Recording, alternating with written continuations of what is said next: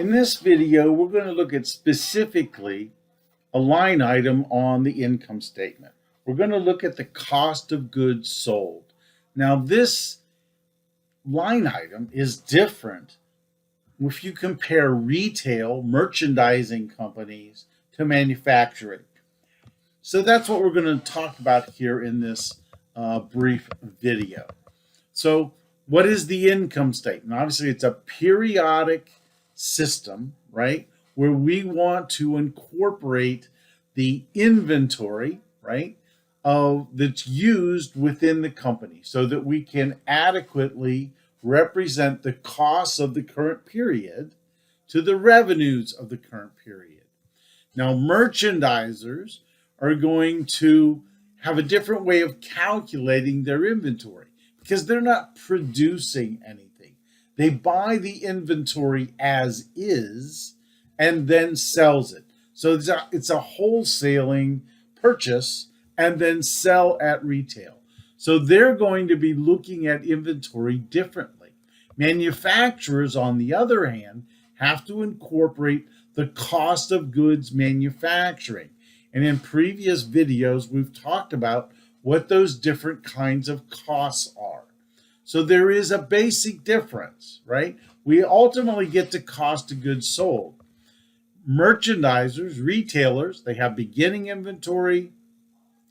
They have the cost of goods, the stuff that they buy, the inventory they purchase, and then they count their ending inventory. And the difference between that is what we refer to as cost of goods sold. You start with some stuff and you add to it. Then you see what you have at the end of the month. That's the cost of goods sold for the retailer. The same thing works for a manufacturer, except the cost of goods sold section is calculated differently because we have raw materials to account for. So how does this look like on the income statement? Again, I don't think that this is dramatically so important that we have to spend time with it, but you do notice it is worded slightly differently. The cost of goods sold purchased, this is the cost of goods manufactured. In the end, we end up with this cost of goods sold line item for the income statement. So for manufacturing, how does this happen? We have inventory that's referred to as work in progress and process inventory. This is stuff that we've started to produce the product, but it's not done yet, right? So maybe we're halfway through the process. To that beginning work in process, we add all the total manufacturing costs for the period. Total cost of work in process. We then subtract the ending inventory work in process. That gives us our cost of goods manufactured. So similar process, but we have different line items. So the income statement, the cost of goods schedule for a manufacturing company, we have to list the direct materials. What are the raw materials used? The purchases, the total left. What about direct labor? We have to incorporate that. Then we have to look at manufacturing overhead. All of that comes up with our total manufacturing cost. So for this company, we started with $18,400 in inventory in work in process. We added $376,000 odd dollars. We're at $395 and some change.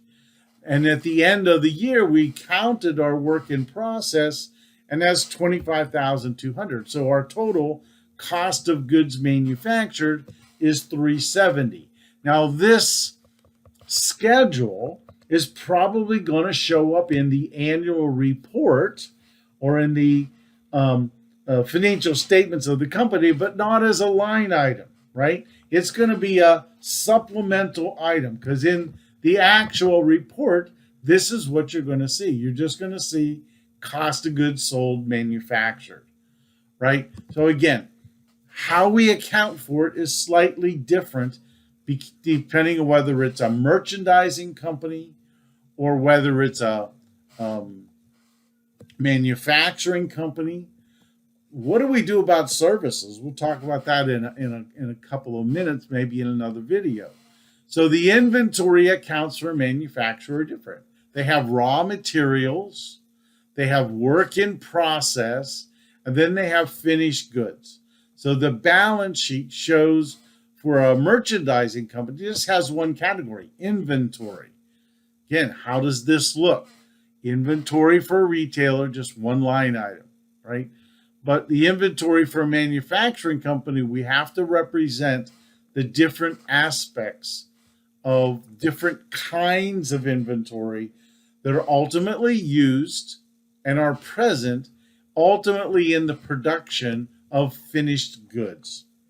So again, this is kind of a quick video about the cost of goods sold section, different between manufacturing and merchandising. We need to then also think about services. We'll talk about that in another video. Talk to you soon. Bye-bye.